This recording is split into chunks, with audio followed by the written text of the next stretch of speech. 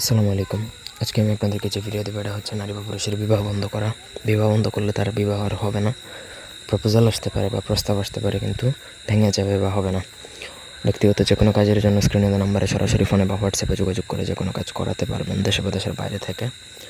আপনারা যদি আমার সাথে ফেসবুকে কানেক্ট হতে চান, ডিসক্রিপশন বক্সে দেওয়া লিঙ্কে আমার ফেসবুক আইডি আছে, সেখান থেকে চাইলে আমার সাথে ফেসবুকে ফ্রেন্ড হতে পারেন। তো স্ক্রিনে যে নকশাটা দেখতে পাচ্ছেন এটা মগা নকশা। আশা করি নকশা দেখলেই বোঝা যায় আসলে কোন নকশা অ্যাকচুয়ালি কাজ করবে কি না করবে। এই ধরনের নকশার কাজ কোনো দিনও মিস্টেক হয় না। তবে শত্রুতা করে কারো বিয়ে বন্ধ না করার জন্য রিকোয়েস্ট থাকলো, এটা আপনি তার জন্য করতে পারেন, মনে করেন আপনার স্বামী বা স্ত্রী আরেকটা বিয়ে করে ফেলবে, অথবা আপনি কাউকে ভালোবাসেন তার অন্য কোথাও বিয়ে হয়ে যাবে, এমন যদি সিচুয়েশন দেখা দেয় তখন করতে পারেন। স্ক্রিনে দেওয়া নকশাটা তার বিপরীত কাপড়ের উপর অথবা সাদা কাগজে বা ভোজপত্রের মধ্যে লিখবেন।